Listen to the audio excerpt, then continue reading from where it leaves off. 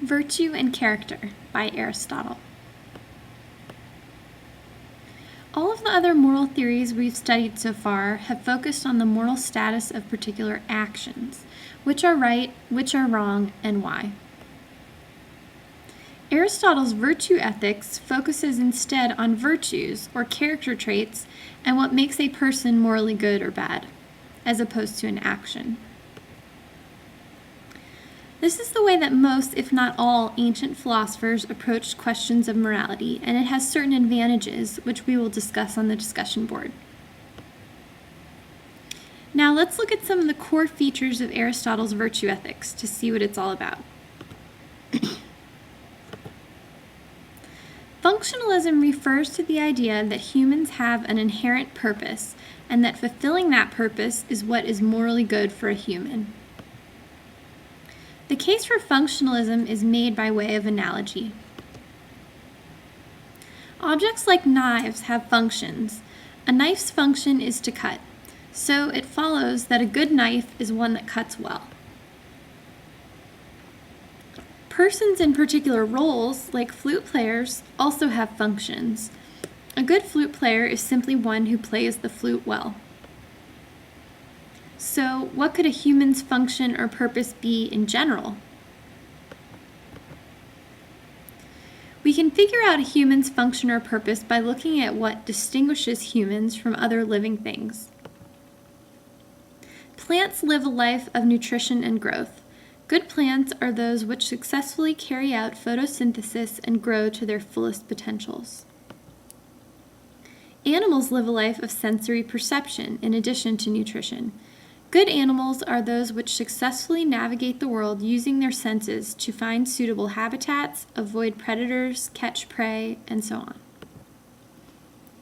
What is the life of a human over and above that of plants and animals? The remaining possibility then is some sort of life of action of the part of the soul that has reason.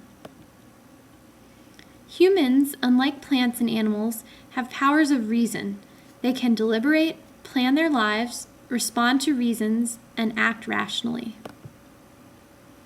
Aristotle concludes that the human good turns out to be the soul's activity that expresses virtue. But what does virtue have to do with reason? How is the observation that humans have powers of reasoning related to the conclusion that a human's function is to be virtuous? Aristotle thinks that the virtues are states of character that lie in the middle of a spectrum between a vice of deficiency and a vice of excess. This theory is known as the doctrine of the mean. For instance, the virtue of courage lies in between cowardice, which is a deficiency of courage, and rashness, which is an excess of courage. For example, when a soldier is deciding whether to enter a battle, if he's going to be entering it all by himself, it would be rash to go in because he'd certainly die. But if he were going in with his fellow soldiers and he ran away, that'd be cowardice. So the virtues are related to the human function of reason because a person has to exercise great wisdom and judgment in order to figure out how to achieve a virtue without overshooting or undershooting and falling into vice. Aristotle thinks that these moral virtues are developed through habituation or practice. For instance, we encourage children to be honest even though they don't fully understand why honesty is morally good. Then, when an honest child grows up, hopefully he can exercise his adult powers of reason to finally grasp what is good and right about honesty, and in what cases honesty is required. At that point, when the person's honest actions are backed up by skilled moral reasoning, his honesty transforms into a full-fledged virtue. Aristotle thinks that the main focus of a moral theory should be a person's character as it develops over time, not individual actions considered in isolation.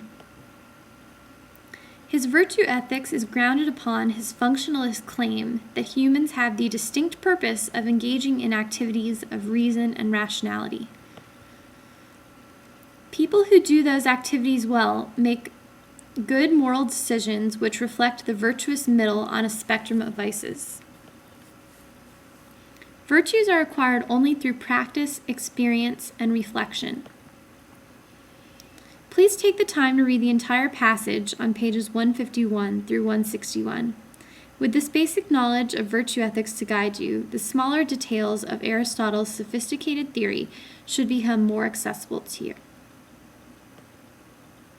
As always, please post your questions on the discussion board.